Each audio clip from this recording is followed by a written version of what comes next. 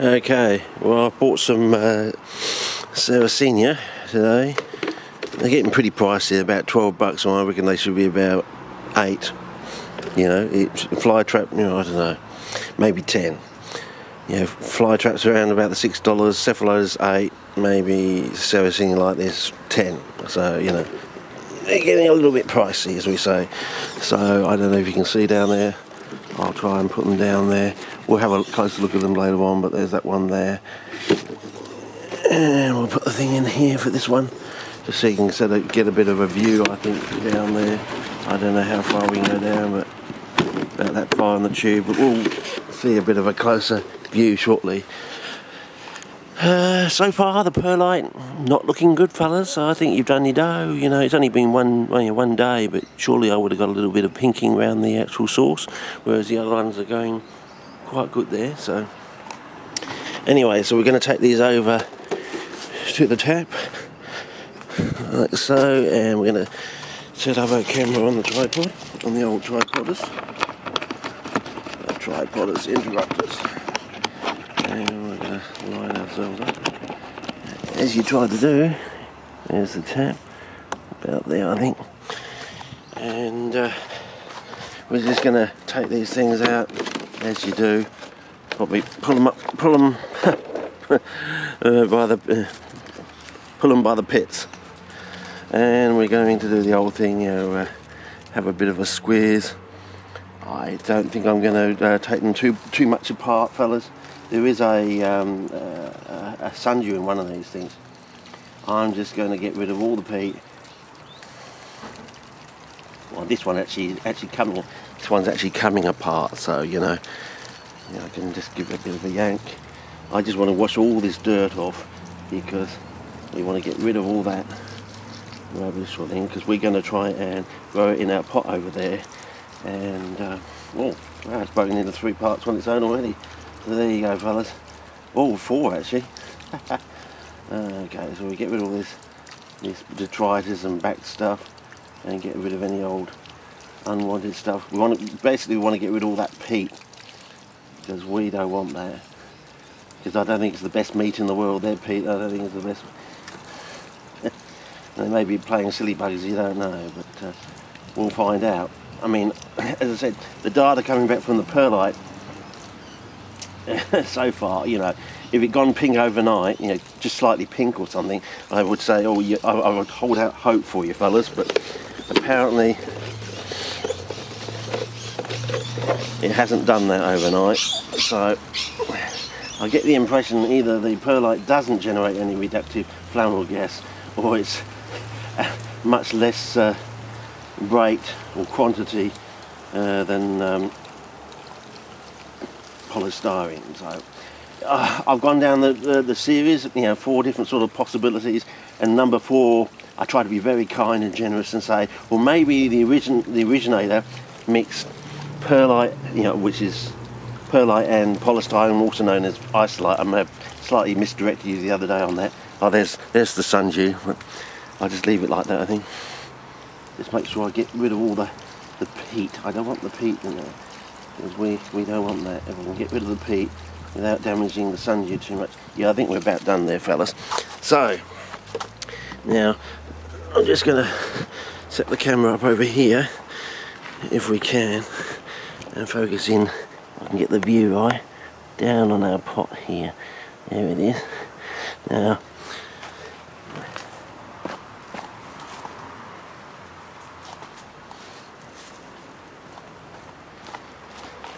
okay, so our pot is sort of settled in here.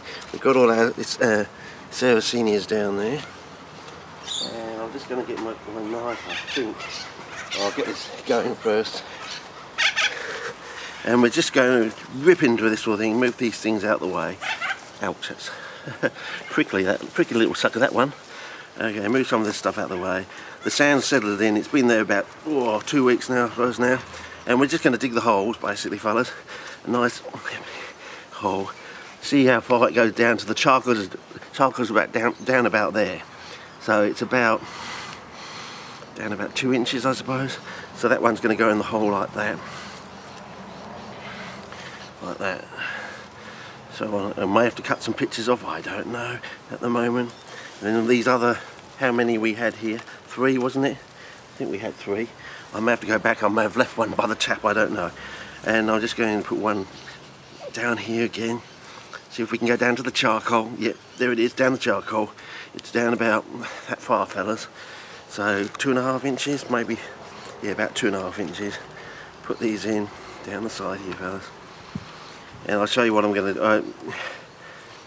Sometimes I don't know whether you should have them facing outwards of the pot or inwards of the pot. But, you know. Okay, I thought I smelt a smell then. I thought I smelt a smell there. Down to the charcoal here. Not quite as deep down in this one, but we'll put the small one in here. Make sure we get the roots down in there. So they're basically at the moment growing in the sand, but that's not the trick. What we're going to do in a minute, we're going to inoculate the thing. We can do it like that. Oh, I've got a root that's hanging out there. Shouldn't do that. We'll bury that root in there like that. Don't want to leave any roots out. And we're going to get some of this, some of our little sluggies.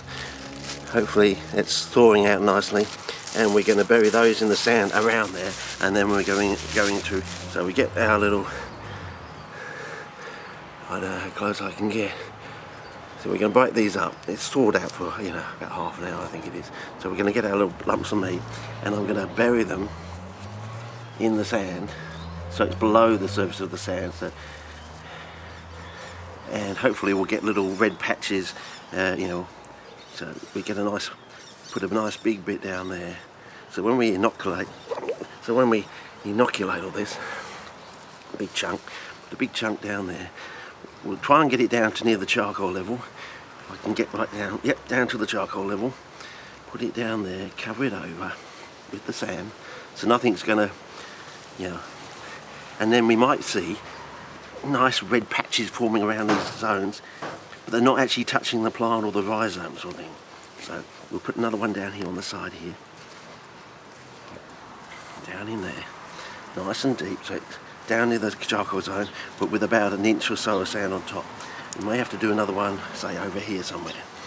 And then when we inoculate the thing in a minute, now this is quite deep, this one's about full, I'll push it down, right the way down there, cover it over with the sand, so it's got a good 1 to 1.5 inches of sand there covering it. Now we're going to get our inoculant.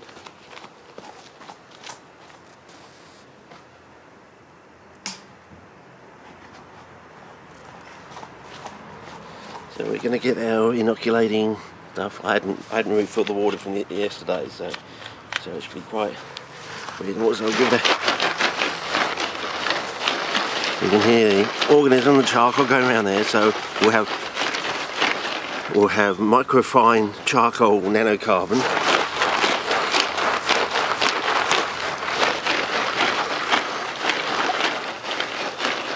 Okay. Now I'm going to pour this in. When I fill this up to here, it's about 17 counts usually when I do that in the morning. So we're going to run it around here. 1, 2, 3, 4, 6, 7. Maybe even run it over the plants themselves. 12, 13, 14, 15, 16, 17. About that. Yeah, it's coming up to the level there almost. A bit more. Up to the level. Well, it takes time to go down, so there we go, up to the level. So that matches the 17 I do from the watering can, but I only do this once now. Okay, so I've done that once. That inoculates the pot.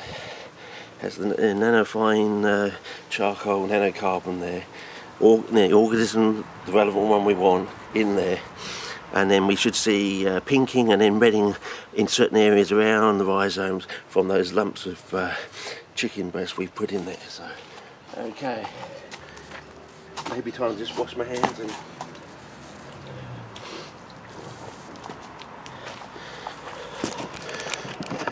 take the camera from a different angle and get a closer view. Probably down like that and down like that sort of thing. And sort of thing. So you can see I filled it right up to the edge there, sort of thing, and go in there, and that was settled in, and I'll probably film it again once it's settled in.